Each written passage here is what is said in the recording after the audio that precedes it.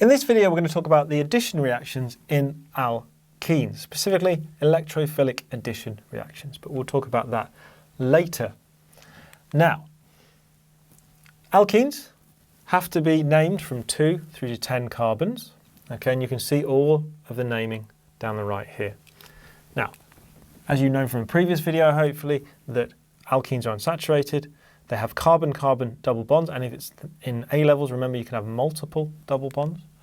Okay, and your general formula is CnH2n. That's for just where you have alkenes with one double bond. If it was 2 double bonds, it would be CnH2n minus 2 because you take out another 2 hydrogens. But we'll, again, talk about that in another video. Your alkenes end in E, and you have restricted rotation around the carbon and the carbons that are in the double bond. Now, just to remind you of this restricted rotation and how these alkenes react. So this is the final diagram showing you how you form pi bonds above and below the plane, and you have a sigma bond in the center. Now the sigma bond is this bond here, and this pi bond is this bond here. Okay, so when we do a reaction, it is the pi bond that breaks. So let's just see, how does this pi bond actually come about first of all? It's done through the p orbitals overlapping to form the pi bond, and that again is in the previous video on alkenes and their properties. The pi bond is above and below the plane, as you can see, this orange pi bond above and below the plane, and the single sigma bond is in the center. They both contain 2 electrons. 2 electrons in the sigma, 2 electrons in the pi. Now, in a reaction, the pi bond breaks first, and the sigma bond remains intact. And we'll show you that as we go on through this video. So what's our first addition reaction? Remember, these are all electrophilic addition, and we'll explain that later. Now, here you can see there are 2 hydrogens here, and there are 3 on this carbon, which means we've added 1, and the same happens on the other carbon. We've added 2 hydrogens. So, and we've got 2 reactants going into 1, and therefore this is an addition reaction. We're adding 2 things together. Now, the conditions of this are catalyst, which is nickel, 150 degrees, 423 Kelvin. You can say 423 Kelvin or 150 degrees, it doesn't matter. Now, bromination. Bromination is when you add bromine to the alkene, and then when you add it, the 2 bromines add where the alkene was. Remember, we break the pi bond, and then you put the bromines where that was. And now all the carbons have 4 bonds. Now, bromine decolorizes when you do this. So what does this actually look like? So if you're doing it in the lab, it'll look a bit like this. So your bromine is this orange-brown, as you can see here, where I'm pouring it in the lab, and you can see I'm pouring it into the conical flask, which has our alkene in it, and you can see it over a few seconds that that orange-brown has decolorized. You can see it's decolorized right there. So that is your test, that's your positive test. Bromine will decolorize if you add it to an alkene or to something that is unsaturated. Let's summarize all of that. So here you have your test for alkenes with the bromine, and here you have your hydrogenation with our conditions. I just want you to go over one extra thing here. This is reduction with hydrogen. So basically, whenever you add hydrogen to something, it is termed reduction. If you add oxygen, it's called oxidation. The opposite of oxidation is reduction. Right, okay, so let's just see one more reaction that we can do. So instead of doing bromination, we can also do chlorination. But what links all of these 3 together is they are electrophilic addition. And we'll explain that when we do the mechanism. So we're now going to move on to the mechanism. So the mechanism is just a movement of a pair of electrons. You can do mechanisms with movements of 1 electron, which is to do with radical substitution, but we're not doing that today. But we're going to do mechanisms when it comes to movement of 2 electrons, which is also heterolytic fission. So to create 2 different species of minus and a plus. Now we're also going to do electrophiles. Now electrophiles, from previous videos and in lesson, is a species that can accept a pair of electrons to form a dative covalent bond. So it accepts 2 electrons. That normally means it's positive or it's delta positive. And of course we've got the addition. So the reaction is bromination, and this can be used in other forms of addition as well, okay, like chlorination. And we have electrons in the bromine bond, in this example, get repelled by an area of high electron density. So let's put the alkene here. So there's your alkene bond. And before I draw all the rest, let's have a look at the alkene bond in there. So you can see here there are two bonds, and we've gone on earlier in the videos. One's a pi bond, one is a sigma bond, and there are 4 electrons in there, 2 in the pi and 2 in the sigma. And it is localized. It means it's stuck, it's localized in that area. We'll talk about that in other videos as well. But this means it has a high and a high electron and density. Okay, so a high electron density. Now, that's really important, okay? Well, if we move on from there and just draw out all of the hydrogens, just to make it accurate. So here is ethene that we're drawing. Now, we've got this, and we're going to react it with bromine. Now, what happens is bromine is floating all around this alkene, and sometimes the bromine ends up being floating just towards that double bond, just by chance. It floats just towards. If that is the case, there are electrons here, okay, and there are electrons in this bond here. Now they get repelled ever so slightly for an instant, okay, just repelled slightly closer towards the bromine. If they're repelled towards this bromine, the top bromine, the electrons are closer to that bromine, and therefore this becomes delta negative, a little bit negative, and the electrons are slightly further away from this bromine, which means that becomes delta positive. So we've created this dipole, which is instantaneous, goes away very, very quickly, but this is why the whole thing reacts. So we've got electrons in here, and those electrons that are in here, okay, are attracted to this positive, because electrons are negative, they're attracted to the positive. So what we do is take an arrow, and we say we are attracted to that positive. Now, I'm going to take you through 5 steps for a mechanism. This works on every single mechanism. It's really, really simple, but you must follow the steps. And we'll go through it in other videos as well. But the first step is, whenever you have a mechanism, doesn't matter, in an exam or whatever, you must put your charges down, and you must know where your dipoles are. So I've just done my dipole here and here. So I've done my step 1. Step 2 is going to be find out where the electrons are that you're going to move. So for example, the electrons that are moved here.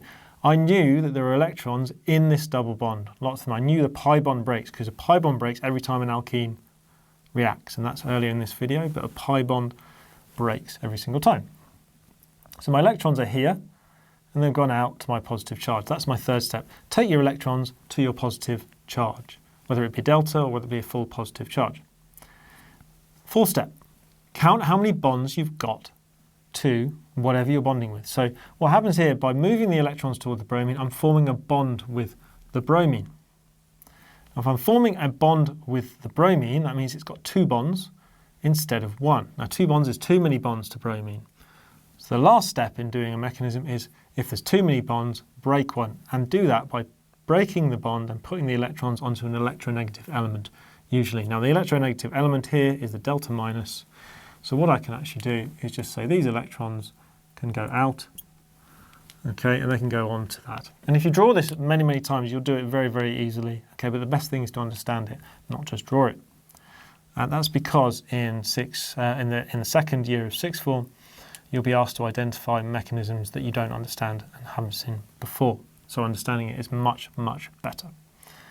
Now, if that is the case, okay, we can then draw what's known as an intermediate. So I'm going to go, here is my sigma bond between the 2 carbons, okay, and here is my hydrogens that I have drawn. Notice I've drawn them sideways and down, not like this, because I know I'm bonding the bromines at the top. So a little bit of etiquette.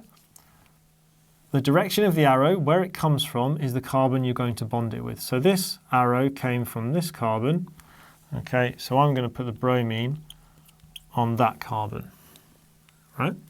Now here's the really, really clever bit. This is where you really start to understand it or not.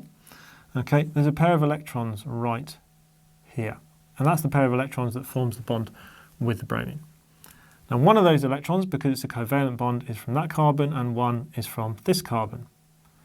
which means both of those electrons end up being here because they're forming that bond with the electrophile.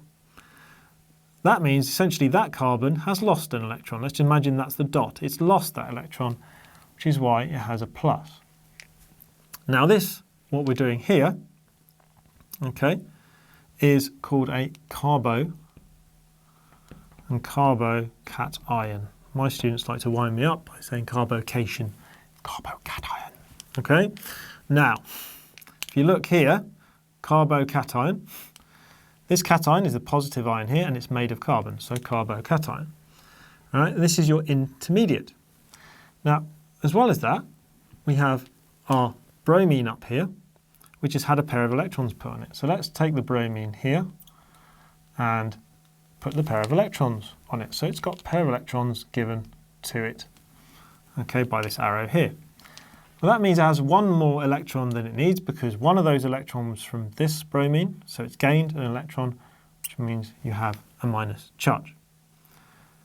So if we go through our steps again for doing a mechanism, the steps here are, okay, we have got our charges. So our charges are done. We've got a minus, we've got a plus, we're all good, we've done our charges.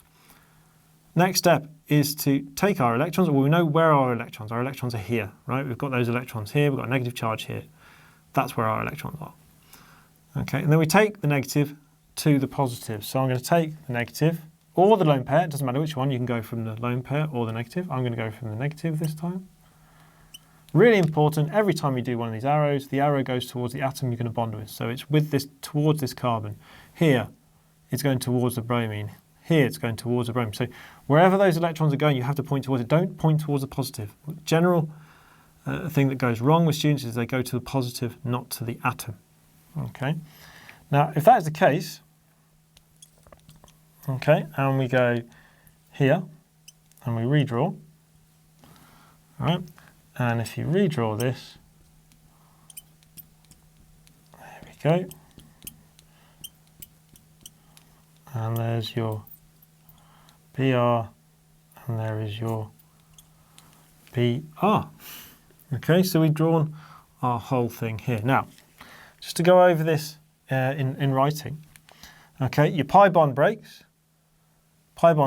up here, pair of electrons moves toward the delta positive bromine, okay, and that's heterolytic fission, movement of two electrons, okay, and you've got your minus and your plus to prove it at that point. Then the negative ion, lone pair, well there's the negative ion, and there's your lone pair, moves towards the positive carbocation forming a dative covalent bond. Okay, and that's from your electrophile up here, and hence this is the mechanism for bromination and electrophilic addition, but this would also be the same for other forms of electrophilic addition like chlorination. Now that we have done the mechanism for this kind of electrophilic addition, we're going to do it with a slightly different one, which is hydrogen halides, which we'll move on to kind of Markovnikov's rule later on in the next video.